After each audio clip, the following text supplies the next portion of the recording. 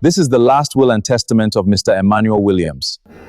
I hereby transfer ownership of Decel Holdings, including all controlling shares, your business towers, to Miss Rita Daniel.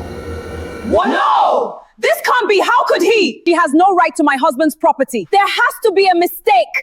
My father would never do that! How could he do this? And this from the beginning. My father would never have done this willingly. This is fraud. The lawyer is working with her.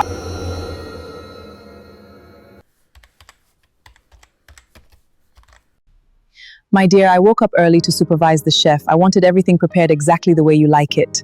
That's wonderful, although I already arranged for your specialist doctor to visit this evening. Your health is more important than food. Father, I'd like to discuss a business proposal with you. Yes, Daniel has been working very hard on it. Something amusing. Oh, forgive me. I'm just wondering if this proposal will end like the last one. What exactly do you mean? Your last proposal lost 50 million. At least my children don't treat police stations like holiday resorts. And my daughter doesn't embarrass herself on social media every other week. Perhaps, but at least my children aren't failures. My son made one mistake. One mistake, I've counted at least 4 failed ventures. What did you just say? You heard me. And if father is looking for someone to run Decel Holdings one day, it certainly shouldn't be you. Enough.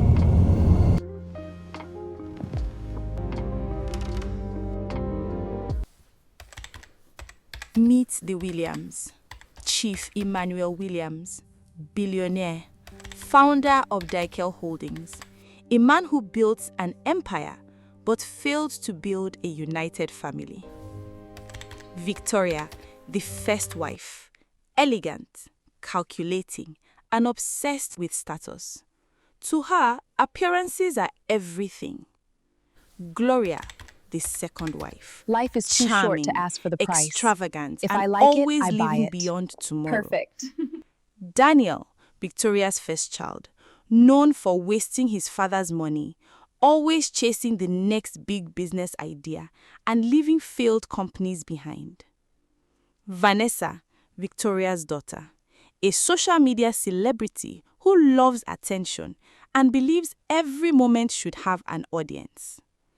Kelvin, Gloria's son, hot-headed, reckless, and always one bad decision away from trouble.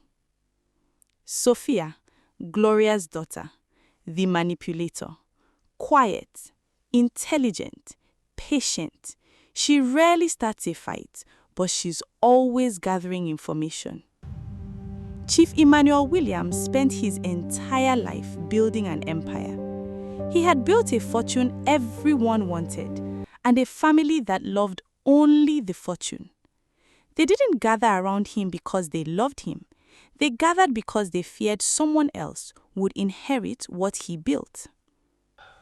After leaving the dining room, Emmanuel headed straight to his study. Emmanuel shut the door and leaned heavily against it. A sharp pain suddenly shot through his chest. He winced. His hand moved instinctively toward a small drawer beside his desk. Inside sat several bottles of medication. He quickly swallowed 2 tablets and lowered himself into his chair. His breathing slowly steadied. A few moments later, the pain faded, but the loneliness remained. Chief Emmanuel arrived at the headquarters of Decel Holdings. The towering glass building stood proudly against the morning sky. This was his true legacy, a company he had spent 40 years building from nothing. As soon as he settled in his office, a familiar voice greeted him. "Good morning, big brother." Emmanuel looked up and smiled. Richard. Richard was Emmanuel's younger brother and the CFO of Decel Holdings. Unlike everyone else in Emmanuel's life, Richard never seemed interested in competing for his attention. "How are you feeling today?" Richard asked. Emmanuel chuckled. "You are always asking like my doctor." The two brothers spent the next hour discussing company matters. By the time they finished, Emmanuel leaned back in his chair and sighed. I've been thinking a lot lately. Maybe it's time I start thinking about retirement. I've spent decades building Decel Holdings, and you've done an incredible job. You need to take your health more seriously. The company will still be here tomorrow. Thank God I have someone I can trust. You'll always have me, brother. A few hours later, the two men left the building together. Near the entrance, they stopped to say goodbye. Emmanuel took only a few more steps before suddenly stopping. Then he collapsed heavily onto the pavement. "Chairman!" Crowds rushed toward him as panic spread through the compound. Emmanuel's breathing became shallow. Then suddenly, a young woman pushed through the crowd. Everybody moved. Her voice carried an authority that surprised everyone. The crowd stepped aside. He's not The responding. young woman You. dropped to her knees Call the beside ambulance Emmanuel. now. Call an ambulance, hurry! 1, 2, 3, 4. Keep breathing, sir. A few tense moments passed. Then suddenly, Emmanuel coughed. A weak breath escaped his lips. The crowd erupted. "He's breathing! Thank God!" The sound of approaching sirens soon filled the air. As paramedics rushed forward, the young woman slowly stepped back. Little did she know, that single act of kindness was about to change her life forever. Emmanuel Williams lay on the hospital bed, looking weak but conscious. Beside him stood his younger brother, Richard Williams, and the doctor who had been monitoring his condition. The door suddenly burst open. "Emmanuel!"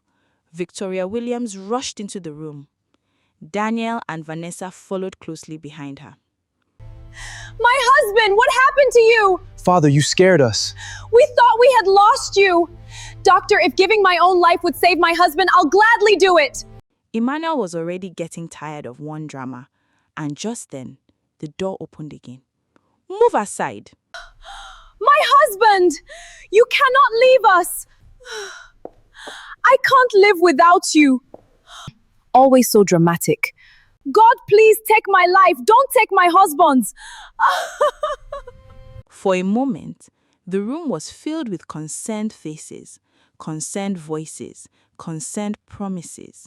Yet, somehow, Emmanuel felt more exhausted than before they arrived. The doctor finally cleared his throat. "Mr. Williams needs rest.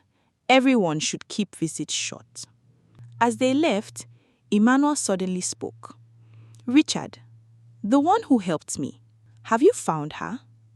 "We're still looking into it, brother. She isn't an employee of Deceit Holdings." "Then who is she?" "From what we've gathered, she came for an interview. I'd like to thank her personally. I'll make sure we find her." Later that evening, the Williams family returned to the mansion. The moment they stepped inside, the atmosphere changed. The tears disappeared. Victoria marched upstairs, with Daniel and Vanessa following behind her. Listen carefully. Your father nearly died today. What exactly are you saying, Mother? I'm saying wealthy men don't survive scares like this without thinking about their will. From today, no more asking him for money, and no more unnecessary arguments. I want both of you to become the most loving children your father has ever seen. You think he'll change his will? I know he will. Across the mansion, Gloria was having a similar conversation. Your father almost died today. So what does that change? It changes everything. When powerful men begin thinking about death, they begin making important decisions, like deciding who gets what. Exactly. No more clubs. And you've always been his favorite. Make sure you stay that way. Not one person mentioned Emmanuel's recovery. Not one person asked whether he was in pain. Not one person talked about his health. Their minds were already somewhere else, on his money, on his properties, and on the day those things would belong to someone else. While the Williams family fought over wealth, someone else was fighting for something far more precious. Just a few miles away, Rita Daniels sat quietly beside her mother's hospital bed. For months, this had become her daily routine. Her mother had grown weaker with each passing week. Rita had already sold almost everything she owned. Still, it wasn't enough. Just as Rita was adjusting her mother's blanket, her phone suddenly rang. She frowned. The number was unfamiliar. Then she answered. The next few words would change her life forever. It was a call from Deceit Holdings, the company where she had interviewed only days earlier. They wanted her to meet the chairman himself. At first, Rita could hardly believe it. Why would the chairman of one of the country's biggest companies want to see her? It didn't make sense, but opportunities like this came once in a lifetime. 2 days passed. Chief Emmanuel Williams had been discharged from the hospital, but the doctor's warning still echoed in his mind. Reduce your stress levels, Mr. Williams. Unfortunately, reducing stress was easier said than done. Rita returned to Deceit Holdings the next day, and she stood in front of the billionaire CEO. The moment Rita stepped inside, Chief Emmanuel immediately recognized her. Grateful for what she had done, Emmanuel thanked her sincerely, but Rita insisted she deserved no special praise. She simply did what she believed anyone should do. Her humility impressed Emmanuel even more. As they continued talking, Mr. Emmanuel learned about Rita's unemployment and about her mother's condition. The hospital bills keep growing. I don't know how much longer I can manage. How much do you owe? Come work for me. My doctors made something very clear. I need someone dependable, someone who notices what others miss. I need a personal assistant. A personal assistant? Someone sensible enough to stop me from collapsing again. I'm not asking for money, sir. I know. Consider it settled. Sir? Your mother's medical bills, they'll all be taken care of. She struggled to find words. Thank you, but I need a little time. Emmanuel nodded immediately. Of course, take whatever time you need. Rita smiled. Thank you, sir.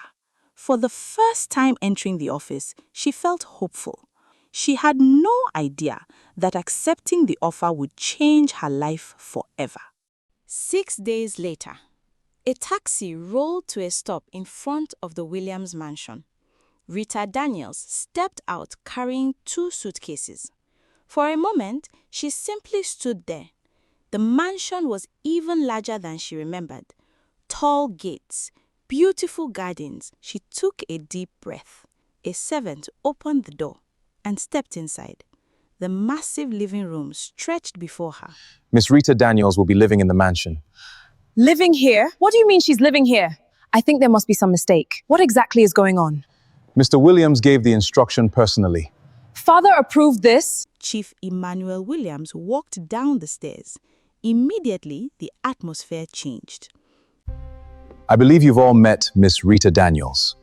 From today, she will be living here in the mansion. Miss Daniels will be working as my personal assistant. Personal assistant? Yes. The complete stranger saved my life. Nobody spoke. That ended the argument. For now. And as part of her responsibilities, she will be staying here. Staying here? Emmanuel looked at them. I believe no one will have a problem with that. Please, show Miss Daniels to her room. Rita nodded gratefully. Thank you, sir. As she picked up her suitcase, she could practically feel the hostility following her across the room. 10 minutes later, Rita was unpacking when someone knocked on the door. She opened it. Vanessa stood outside, arms folded, expression cold. I thought I'd come welcome you. Rita immediately knew this wasn't a welcome visit. You know, people don't just move into this house. Rita smiled politely. I understand. My father may trust you, but don't confuse that with belonging here. Rita remained calm. I wasn't invited by you. Vanessa frowned. I was invited by your father. The response landed perfectly. Vanessa's jaw tightened. Then she turned and walked away. Good luck. The door slammed shut behind her. Later that evening, Rita headed downstairs for a glass of water. One of the maids smiled at her. Be careful. Nobody lasts long in this house. A chill ran through Rita. Over the next few weeks, Rita settled into life at the Williams mansion. To everyone's surprise, she was exceptionally good at her job. She managed Emmanuel's schedule, organized his medications, monitored his appointments, and for the first time in years, the billionaire's life seemed less chaotic. Unfortunately, not everyone was happy about it. One morning, Daniel marched through the mansion carrying a thick business proposal. Before he could open the door, Rita stepped into his path. "Mr. Williams is resting. I'll only take 5 minutes." The doctor instructed that he avoid unnecessary stress. Daniel's smile vanished. "This is business." Rita nodded, "Then I'm sure it can wait until he's awake." Daniel folded his arms. "Are you my father's assistant or his bodyguard?" Rita smiled politely. "Today, both." Daniel stared at her, then shook his head and walked away. What a nuisance. A few days later, Vanessa decided she had had enough. She found Rita in the garden reviewing Emmanuel's schedule. Vanessa approached carrying a bottle of water. Working hard? Trying to. Oh no, what a terrible accident. You did that on purpose. How dare you! Water dries, but character flaws usually don't. How dare you! I don't know who you think you are. And I don't know why you're trying so hard to compete for attention you already have. She stormed away, furious. That evening, Victoria and Gloria met privately, something that almost never happened. Have you noticed? Noticed what? He listened to her. The words hung in the air because it was true, and both women knew it. Meanwhile, Sophia had chosen a different approach. Instead of attacking Rita, she befriended her. Unfortunately, Rita was too smart for her manipulation. You know, I was wrong about you. Should I take that as a compliment? I think you should. My father talks about you. He seems happier. So do you think he's really thinking about retirement? I honestly don't know. What about his will? My goodness, you sound exactly like your sibling. Several days later, Emmanuel asked Rita to help organize company files. Stacks of documents covered his desk. As Rita walked through them, something caught her attention. She frowned, then looked again. One invoice listed a figure. Another copy of the same invoice listed a larger figure. Rita blinked. That's strange. She continued sorting. The following morning, Richard arrived at the office carrying a folder. His usual smile was firmly in place. Just the routine approvals, brother. Sir, Yes, Rita? perhaps you should read them first. They're only routine documents. It's just the usual stuff, nothing important. I'm sure they are. By the time the meeting ended, Richard's patience was gone. He left the office. The door closed behind him. His smile disappeared instantly. His eyes hardened. Then he muttered under his breath, "That girl is becoming a problem." Several days later, Rita sat across from Emmanuel in his office. The two brothers were having lunch together. I have to admit, brother, you've become quite attached to your new assistant. Attached? You hardly make a decision these days without asking for Rita's opinion. That's because Rita is indispensable. Don't you think you're trusting her a little too much? Do you know why I trust Rita? No, because she's never asked me for anything. The conversation ended there, but Richard's mood had already changed. Later that week, Rita headed toward one of the finance offices. A middle-aged manager looked up as she entered. Miss Daniels. Good afternoon, Mr. Collins. I was hoping you could help me understand something. This project was approved for 150 million, but this report shows 400 million. That's probably an accounting adjustment. And these duplicate payment entries? These things happen from time to time. I see. Thank you for your time. As soon as she left the office, the smile from Collins' face vanished. Several minutes later, Mr. Collins entered Richard's office, looking uneasy. Richard stood looking over the city. What is it? It's Miss Daniels. Richard's expression remained calm, but his eyes sharpened immediately. What about her? She's reviewing financial records. Richard slowly placed his pen down. Miss Daniels, you've made quite an impression around here. I'm just doing my job, sir. And people who do their jobs well deserve to be rewarded. I appreciate the thought, but I must decline. What if I show you better ways to do your job? I'm not sure I understand. Let's just say there are faster ways to build a successful career. Sometimes it's better not to ask too many questions. My mother taught me that the best promotions are earned, not purchased. If there's nothing else, sir, I'll get back to work. A few days later, Vanessa launched her next attack. My necklace is missing! It's worth thousands of dollars. Within minutes, a maid gasped. I found it! The room turned. In Miss Rita's room, the room exploded. I knew it! So that's why you came into this house, to steal from us. I've never even been inside your room. That's exactly what a thief would say. How could you betray Emmanuel's trust like this? This is how you repay him? How disappointing. I never trusted her from the beginning. You're leaving this house today. Is this how you repay us for accommodating you? How disappointing. I just knew something was suspicious. What exactly is going on here?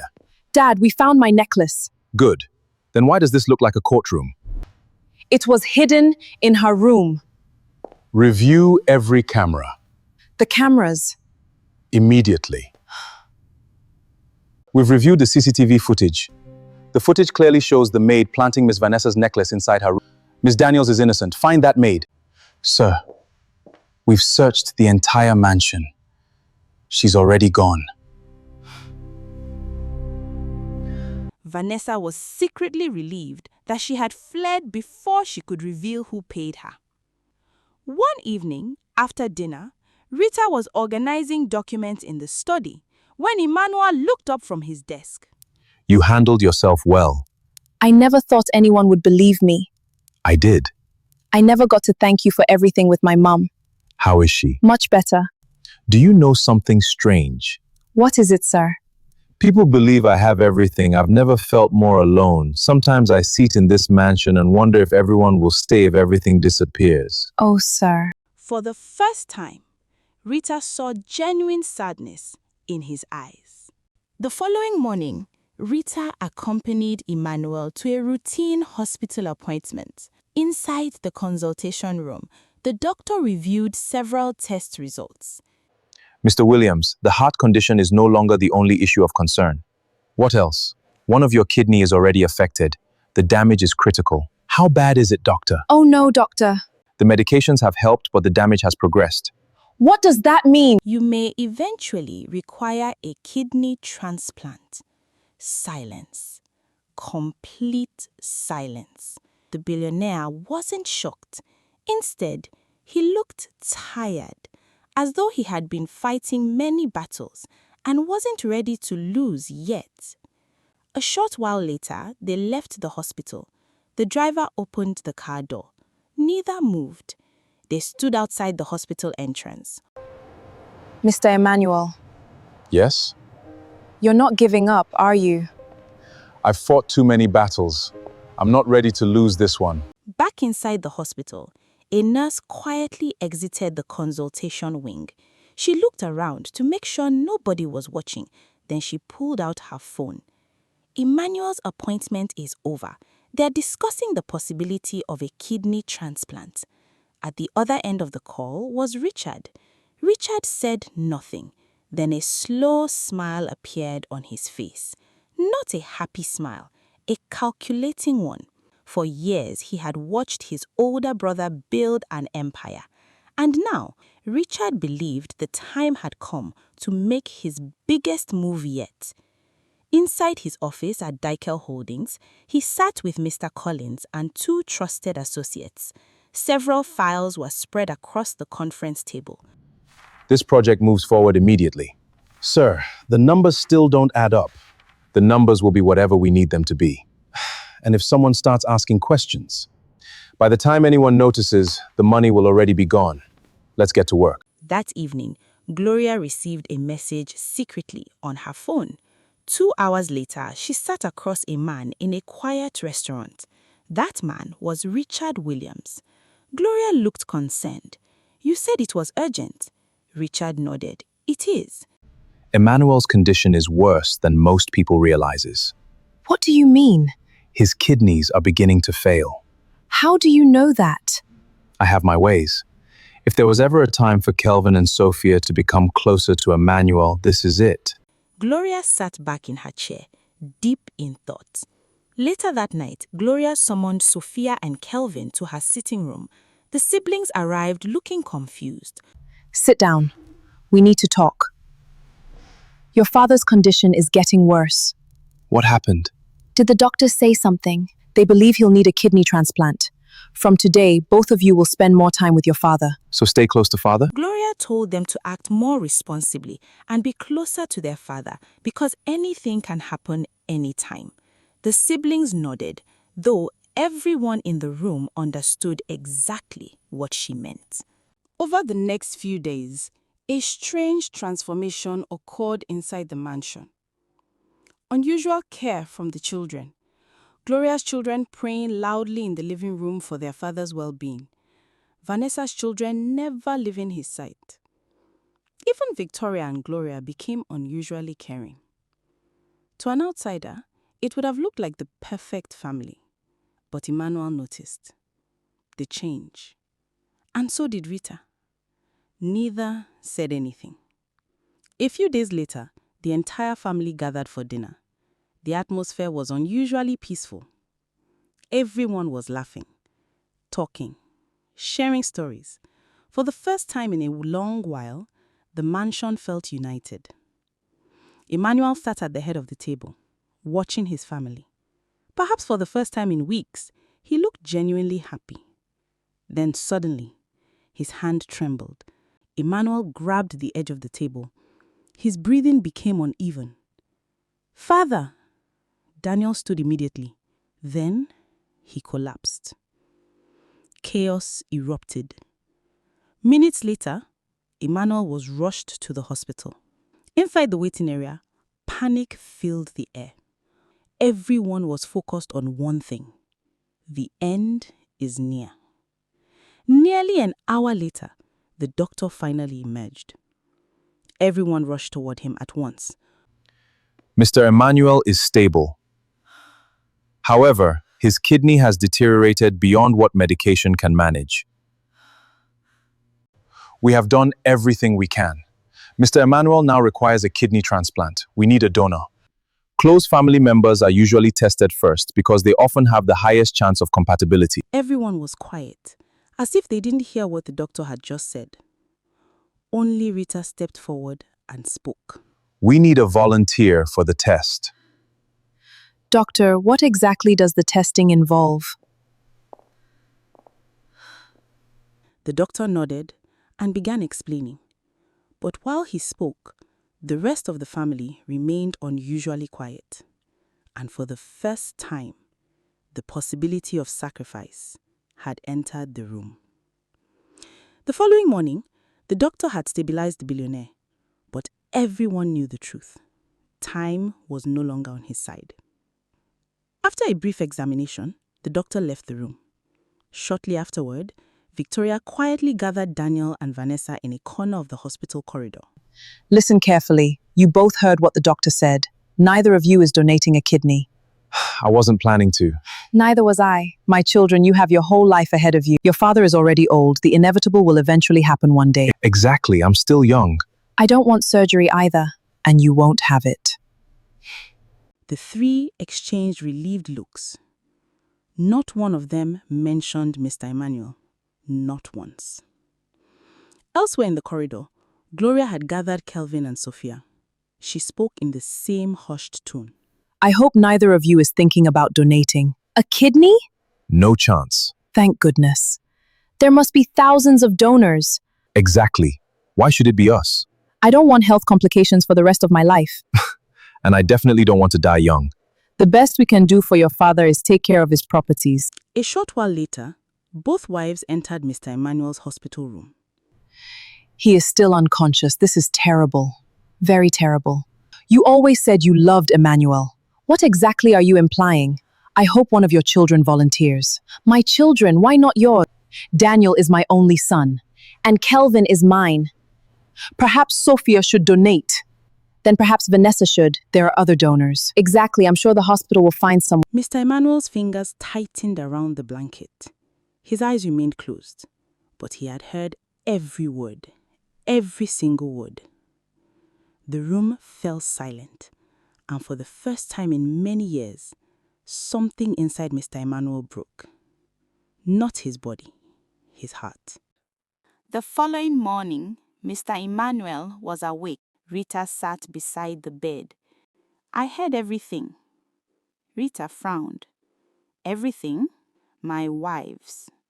Rita's expression softened. She immediately understood. They thought I was asleep. I spent decades giving them everything, and yet when it was time to save me, he stopped, unable to finish the sentence. Rita looked away because there was nothing she could say. The truth hurt too much.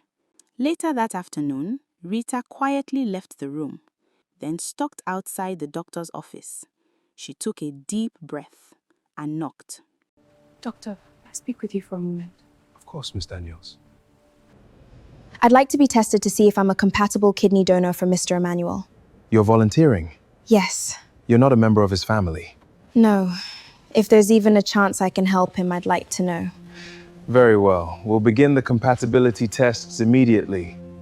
3 days later, the results arrived. We found a compatible donor. The billionaire looked relieved, then asked, "Who?" "Miss Rita Daniels." "The compatibility is excellent. We've already begun preparing for the procedure." Mr. Emmanuel's face hardened. "No." The doctor frowned. "No?" "I refuse." The room froze. Rita stared at him. "Mr. Emmanuel." The billionaire shook his head. "No, this could save your life." Mr. Emmanuel looked directly at Rita, then spoke slowly. "She is already proving herself to be a better person than everyone around me." He raised a hand, ending the discussion. That evening, the billionaire asked Rita to sit beside him. The room was quiet. Mr. Emmanuel stared into the darkness, then spoke. Miss Daniels, if something happens to me, I have one last favor to ask of you. Nothing is going to happen.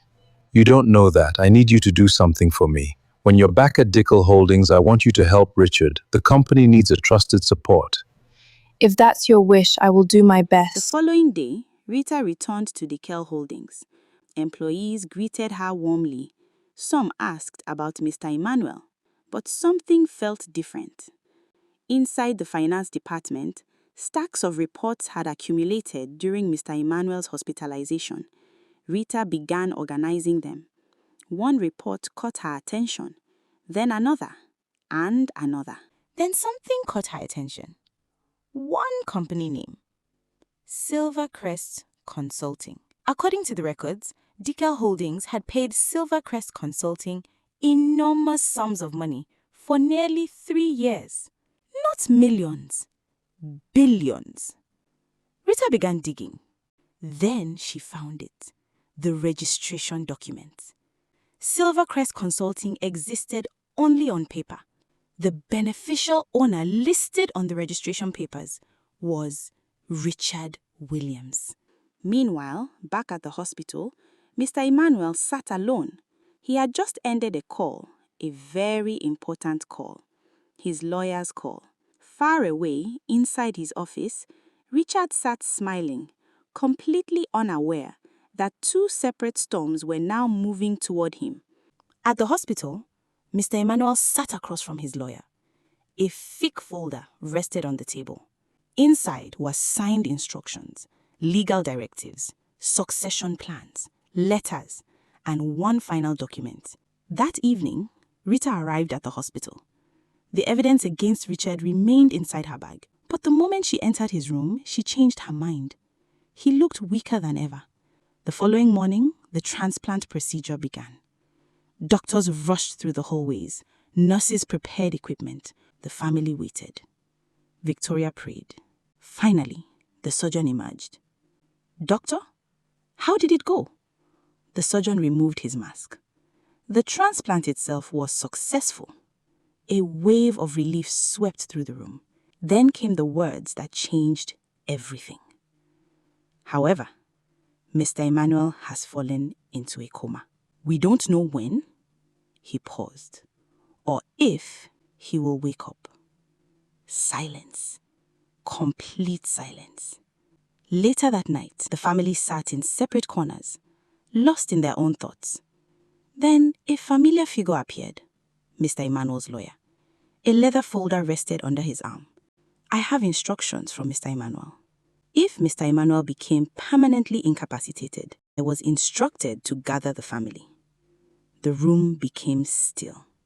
The lawyer tightened his grip on the folder. The Williams mansion was filled with tension.